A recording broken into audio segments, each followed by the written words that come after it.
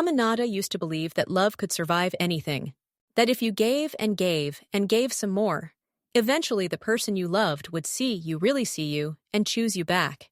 She held on to that belief even when the words stopped coming home sweet, when the glances became cold, and when Kwame, the man she married with trembling hands and hopeful eyes, started making her feel invisible inside their own house. Their wedding had been beautiful, one of those village ceremonies where color exploded in every direction, like the ancestors themselves were celebrating. Aminata wore a golden Ankara gown that hugged her fuller curves with pride. People said she looked like royalty. Her head wrap was tall and regal, her smile radiant. Kwame, lean and proud, held her hand like he'd just married the world. No matter what. He whispered into her ear that day, "You'll always be my queen." But words, Aminata would later learn, are easy to dress in silk and promises, much harder to clothe in action. At first, life was soft, quiet. He worked. She cooked. They laughed sometimes. They kissed, often. But time, like a slow-moving storm, changed things. It wasn't sudden, that's the worst part. It was gradual, so subtle that you don't realize your love is rotting until one day, all you can smell is the decay. The house filled with silence. Kwame started spending more time outside, more business meetings, more late-night deadlines, more phone calls he stepped outside to take. Aminata noticed perfumes on his shirt she didn't own, lipstick shades on napkins she never wore. But she didn't ask. She wasn't afraid of the truth. She was afraid of confirming what she already knew. She cooked. She cleaned. She stayed kind. She greeted him at the door. But with every month that passed, her body softened more, not from laziness, but from the weight of everything she carried in silence. Anxiety, emotional starvation, nights where she lay awake beside a man who slept like she didn't exist. The stress crept into her body, stored itself in her back, her legs, her belly. She began to avoid the mirror. Her laughter became quieter. Her food remained untouched even as she served plates full of it to Kwame. Her friends stopped calling. One by one, her world shrunk down to the four walls of a house that used to feel like a home. Still, she smiled. She always smiled. Until that one night. It was supposed to be a simple dinner, nothing fancy. Kwame had invited some of his business associates to their home for drinks and light food. The kind of night where everyone tells loud jokes and pretends they're more successful than they are. The house smelled of jollof rice, fried plantain, and roasted chicken. Aminata wore a red and black dress that used to be her favorite. It clung a bit too tightly now, especially around the waist. She had wrapped her hair in a gold scarf to make her face feel brighter. To feel seen. She stood at the table refilling drinks, smiling that smile you give when you're trying too hard not to notice you're being ignored. She laughed politely at their jokes, picked up empty plates, moved with the grace of a hostess. But inside, her chest felt hollow. Kwame hadn't looked at her once. The men laughed loud, expensive-sounding laughter. Suits, watches, fancy accents. Aminata brought out a fresh tray of meat pie and set it on the table. She turned to walk away when Kwame, halfway through a bottle of palm wine, turned to his friend, elbowed him playfully, and said with a grin, "Careful now, don't let the Hippo sit too close. She might crush the whole bench." The laughter that followed shook the walls. Aminata stood frozen. The tray in her hand trembled. Her eyes widened, searching Kwame's face for something: remorse, discomfort, anything, but his expression didn't flinch. He chuckled like he'd just said something clever. His friend choked on laughter. Even one of the wives giggled behind a wineglass. Aminata blinked. Once, twice. She placed the tray down gently, like it held something breakable. She whispered, "Excuse me," and walked away. No one stopped her. No one said her name. She entered the bedroom, closed the door softly, and sat on the edge of the bed. The silence was loud. Her heart pounded so violently it hurt. Her fingers dug into the fabric of her dress, like she could rip the memory out of it. Her ears burned with shame. Her throat ached. She looked down at her arms, her belly, her thighs. And for the first time in a long time, she hated them. Not because they were big, but because he had made her feel like they were disgusting. She didn't cry that night. Not at first. The tears didn't come like a storm. They came like a leak, slow, persistent, and quiet. She sat there for minutes, maybe hours, until suddenly she stood up, grabbed her slippers, and walked out the front door. No bag, no phone, no explanation. She just walked. She passed the corner where the mango tree grew. She passed the shop that used to sell her favorite butter rolls. She passed the old man who always sat outside with his radio, though even he didn't notice her tonight. The moon lit her path like it was trying to keep her company, but it didn't help. Her head hurt. Her chest was tight. She just wanted to disappear. When she reached Mama Ya's house, far from the noise, far from the laughter, far from the man who shattered her, she stood at the door shaking. The wooden frame, the curtain behind it, the smell of burning she oil, all familiar, all safe. The door opened slowly. Mama Ya, wrapped in her nightrobe, looked at her child, muddy dress, swollen eyes, broken heart, and didn't ask a single question. She opened her arms, and Aminata collapsed into them like a little girl. Only then did she finally cry. Mama Ya had always been a quiet woman, the kind whose silence said more than other people's shouting. That night, after Aminata cried herself empty, she simply wrapped her in a blanket, sat beside her, and hummed an old lullaby from their childhood village. It was the same song she used to sing when Aminata had fevers as a girl. A healing song, from ancestors who understood that pain didn't always need words. The morning sun filtered in through the raffia blinds, casting golden patterns on the clay walls.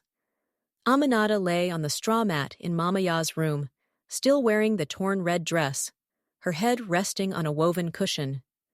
Her eyes were dry now, but her face carried the weight of a woman who had broken quietly in the dark.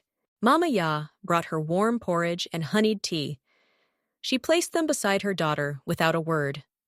Aminata sat up slowly, her body aching not from bruises, but from exhaustion. She tried to say something, anything, but her lips trembled and stayed closed. "You don't have to speak today," Mama Ya finally said, voice soft but firm. "But one day you will, and when that day comes, it will be thunder." Aminata broke again, not from pain this time, but from the softness in her mother's voice. It was the kind of love she hadn't felt in so long. She had forgotten what it tasted like. Later that day, she tried to scroll through her phone. Messages from neighbors, a missed call from Kwame, a few fake "Are you okay?" texts from women who had laughed the night before. Her hand shook, and she put the phone face down on the floor. She wasn't ready, not yet. For the next few days, Aminata moved like a shadow. She bathed in silence. She wore old wrappers and avoided her reflection. The only person who visited was Zuri. Zuri didn't knock. She never did. She barged in like a storm wrapped in earrings and attitude. A tall woman with mocha skin, bright lipstick, and a walk that made people shift in their seats. She took one look at Aminata and sucked her teeth. "This man, oh," she muttered, pulling off her sunglasses. "I will finish him with my slipper. Let me just see him in public." Aminata tried to smile, but it didn't reach her eyes. Zuri sat down beside her, took her hand, and whispered, "You're not staying like this. I won't let you. You hear me? You are not what he called you. And I don't care if your hips are wide or your belly soft. You're still Aminata. You are still her." But Aminata didn't feel like her. She felt like a shadow of the woman she used to be. The world outside went on. Kwame continued his parties. Neighbors gossiped. Some blamed her. She let herself go, they said. No wonder he got tired. Others whispered, "He's a man, what do you expect?" Only a few asked the real question. What kind of man destroys the woman who once believed he hung the moon? The worst part was, Aminata started to believe them. She would sit at Mama Ya's window, watching women walk past, some slender, some curvy, some laughing with lovers who held their hands, and she'd think, maybe I did become too much. Maybe I'm not beautiful anymore. Maybe. He was right. It was Mama Ya who shattered that thought like glass one rainy afternoon. She came into the room carrying an old calabash bowl filled with herbs and water. She knelt beside Aminata, dipped a cloth into the mixture, and began rubbing it on her arms. "Mama, what are you doing?" Aminata asked, startled. "Healing," Mama Ya replied. Not for your skin, for your soul. Aminata sat still. The herbs smelled like mint and earth. The warmth of her mother's hands felt like prayer. I watched you grow inside me, Mama Ya said, her voice low. You came out with fists clenched and eyes like lightning. You've always been a fighter. But this pain, this thing he did, it is trying to make you forget who you are. Aminata looked down, ashamed. Maybe I don't know who I am anymore. Then it's time to remember. That night, she couldn't sleep. She stared at the ceiling, remembering things she had buried her dreams of opening a wellness studio for women, her love of dancing in the rain, the way Kwame used to make her laugh before he became a stranger. Somewhere deep inside her, something stirred. A voice. Faint, but present. Get up. At first, she ignored it. She turned over. But the voice came again, louder this time. Get up. She sat up slowly, legs swinging off the mat. The room was dark, but the moonlight crept in like a quiet visitor. She went to the mirror. The same mirror she had avoided for weeks. She looked, not just glanced, looked. Her face was rounder, yes. Her arms were softer. Her waist was thicker. But her eyes still held fire. She took off her wrapper. Stood there in her slip. She placed a hand on her stomach. Her thighs, her chest. She whispered, I'm still here. And she began to cry again. But this time, it wasn't from shame. It was from recognition. Somewhere in her reflection, she found a spark of the woman she had been before the world told her she was too much. And maybe, just maybe, she could find her way back to her. The next morning, before the rooster crowed, Aminata was already awake. Mama Ya found her sitting outside on the small wooden bench, wrapped in a shawl, eyes staring at the sky, like she was asking it for permission to breathe again. There was no sadness in her face anymore, just stillness. And something else. Something rare. Resolve. Oh, I want to change, she said softly, not looking away from the horizon. But not for him. Not to prove anything to anyone. I want to change because I miss the woman I used to be. Mama Ya smiled, her face creasing like a well-worn map. Then let's begin. That very day, Aminata called Zuri. Zuri screamed when she picked up. Finally! I thought you died or joined a nunnery. What's going on? I need your help, Aminata said. But not your pity. I want to fight for me. You said I'm still her. So help me find her again. Zuri showed up 2 hours later with a duffel bag, a head wrap tied high like a crown, and a mouth full of motivation. We're starting with your mind, your body, and your wardrobe. In that order. You're about to become the Aminata people whisper about in envy. Aminata raised an eyebrow. And what exactly do they whisper? Zuri grinned. That the girl who got called a Hippo rose like a phoenix, and now nobody can touch her. It began slowly. Aminata's body still carried the weight of grief, so the first steps were quiet. Walks around the garden. Gentle stretches in the early morning light. Herbal teas from Mama Ya's hands. Journaling. Affirmations written in shaky handwriting on the walls. I am more than someone's punchline. My body is not a battlefield. My soul remembers who I am. Then came the food. No more eating only what Kwame liked. No more starving to look small. She began cooking for herself. Sweet potatoes with coconut stew. Boiled plantain with avocado and groundnut sauce. Nourishment became an act of rebellion. By the second week, Zuri dragged her to a small fitness circle for women in the neighboring village. It wasn't a gym. There were no mirrors, no machines, just dirt floors, water jugs used as weights, and women who had been told their entire lives that their bodies were shameful. And yet, they danced, they shouted, they sweat like warriors. Aminata stood in the back at first, self-conscious. Her stomach jiggled when she moved. Her arms trembled after only 2 minutes. But Zuri shouted from the front, Don't stop, sis! Every drop of sweat is shame leaving your body. And so she kept moving, not to be thin, not to be small. To be strong, to be whole. Each week, Aminata felt something inside her shift. Her posture straightened. Her steps grew firmer. She looked people in the eye again. Her skin glowed with sweat and self-respect. And one day, she passed her reflection in a window and smiled. Not because she looked different, but because she finally recognized herself again. But the real twist came the day she got a call from Na Wellness Collective, a small women's health center in the capital that had once rejected her application for a position as a coach. "We saw your journey through Zuri's blog," the woman said on the phone. "We're expanding. We need someone who understands how to heal from within. Someone like you." Aminata's heart stuttered in her chest. "Are you offering me a job?" "Not just a job," the voice replied. "We want you to help design our new program for post-trauma recovery. You'd be mentoring other women, speaking, leading." Aminata's eyes filled with tears. She had spent so long believing she was invisible. Now the world was calling her name. When she told Mama Ya, her mother beamed with pride. "I told you, one day your voice would be thunder." She traveled to the city the next week, walked into the wellness center wearing a flowing indigo dress, her natural hair in thick coils, her stride sure and unhurried. The staff welcomed her with warmth. They had seen her before and after photos, heard snippets of her story, but they hadn't heard it from her mouth yet.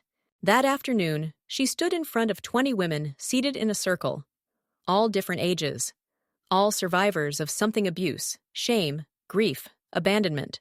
Aminata took a deep breath. "My name is Aminata," she said, her voice clear.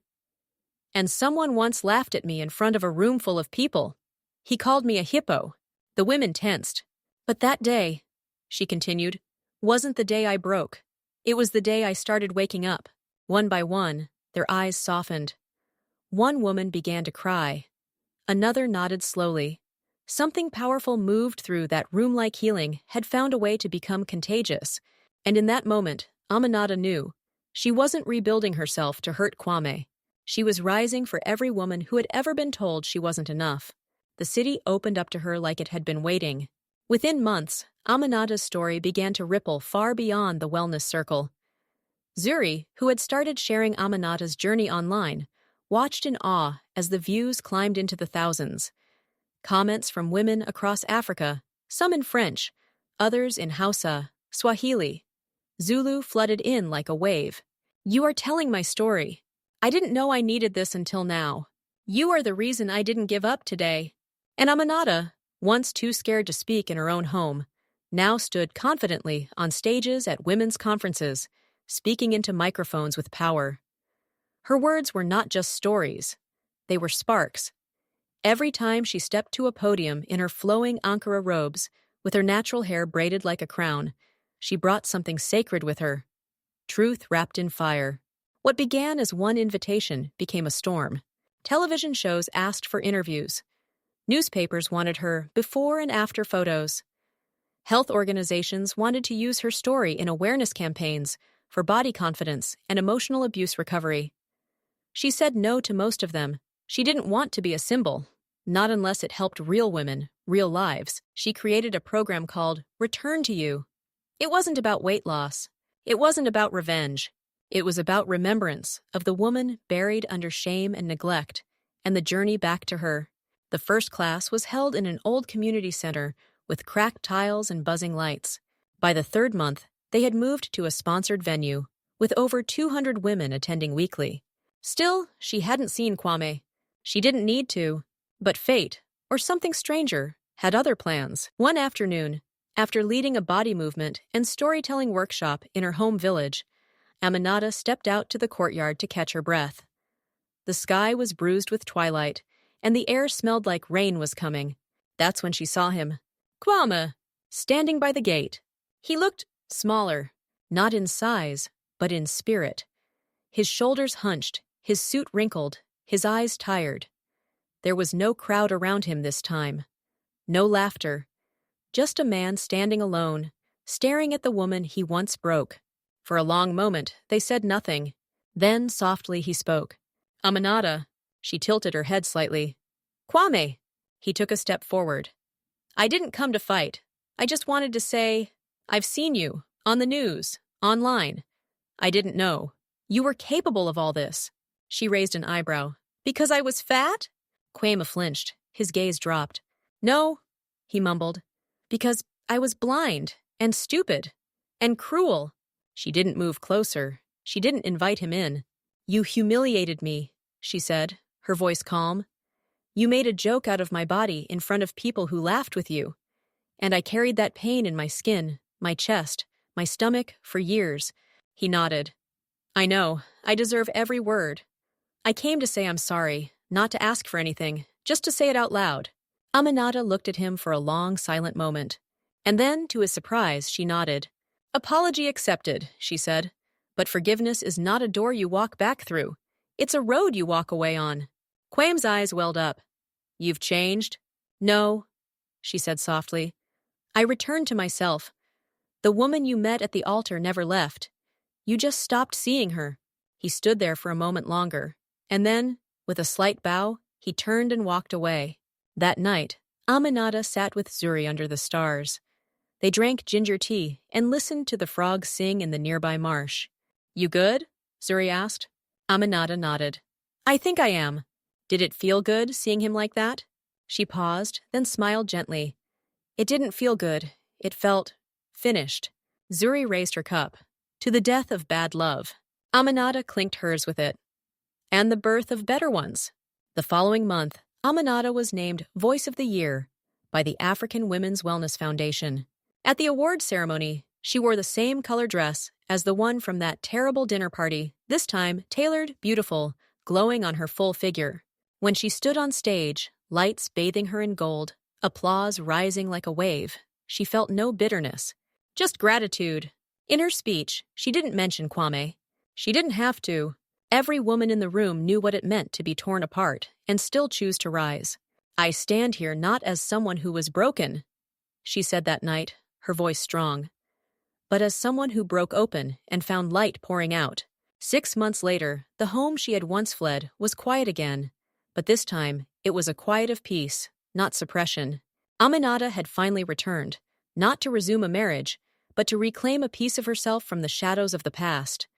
The home was hers now. After Kwame's formal apology, he had quietly filed for separation and left the village for good. No letters, no drama, just absence and emptiness that somehow brought clarity. The neighbors watched in awe as the once invisible woman renovated the house room by room, not out of bitterness, but out of rebirth. She painted the living room a deep sunrise orange. She filled the walls with framed affirmations and quotes from women who had survived storms. She replaced the dusty mirror in the bedroom with one surrounded by soft lights. And every morning, she stood in front of it, not to inspect, but to affirm. I am here. I am whole. I am worthy.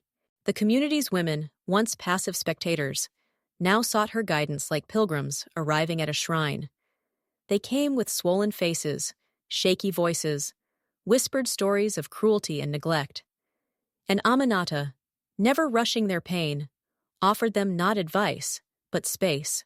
One by one, they healed together. It was during one of these women's gatherings in her backyard, beneath the wide mango tree, that she saw young Ayo, a 16-year-old girl from 2 villages away, standing alone. Skinny arms, haunted eyes, clothes that hung too loose. Aminata approached gently. Would you like some tea? She asked. The girl shook her head. I don't belong here. I'm not like you. Aminata smiled softly. You are exactly like me. You're just earlier in the story. The girl's eyes widened. No one had ever said that to her before. Aminata reached into her satchel and pulled out a photograph one Zuri had taken in the early days of her healing. She was standing in her old wrapper, hair tied back, face swollen with tears. This was me, she said. Just 2 years ago. Ayo blinked. You looked broken. I was. And now? I'm still healing. But now I carry my scars like beads around my neck. Not for show, for memory. The girl nodded. For the first time, she smiled. Later that evening, Aminata sat alone on the back steps of the house, watching the sun collapse behind the baobab trees. The sky was pink and orange, painted like the wrapper her grandmother used to wear. She thought of everything she'd lost. The marriage, the years of silence, the woman she used to be. But then she thought of what she'd gained. Voice, purpose, community, herself. She had become more than a survivor. She had become a symbol without asking to be one. Just then, her phone buzzed. It was Zuri. Check the news right now. Curious, Aminata opened the link. It was a national feature story. The woman who transformed shame into power. Meet Aminata, the heart of Africa's body confidence revolution. There she was, standing tall on the cover image in her royal blue dress, arms crossed, expression soft but firm. The photo had been taken at her last community event. Behind her stood dozens of women of all sizes, shapes, and ages, laughing, dancing, proud. The article was glowing. But it wasn't just about her transformation. It was about the way she had created room for others to do the same. She smiled quietly, not with pride, but with peace. The next week, she was invited to speak at a university summit in Accra. The theme was Redefining Beauty in Modern Africa. She stood before hundreds of students, all eager, all open, and told them the story not of humiliation, but of rising. She ended her talk with these words. Someone once called me a hippo, thinking he was reducing me to a joke. But a hippo is strong. A hippo survives rivers, predators, and storms. A hippo doesn't need your permission to take up space. I used to shrink myself to be loved. Now, I expand myself to be free. And so should you! The crowd stood to its feet. Applause thundered through the hall. Back home that evening, Mama Ya was waiting with warm groundnut stew and a smile. You've become a storm, my daughter, she said proudly. And storms don't ask before they arrive. Aminata laughed. Then may I always keep raining. She walked outside into the evening. The moon was full. The wind was soft. She closed her eyes and whispered, To the girl I was, I forgive you for staying too long. To the woman I am, I thank you for coming home. And just like that, the final tear she hadn't even known she'd held fell. But this one wasn't from pain. It was from freedom.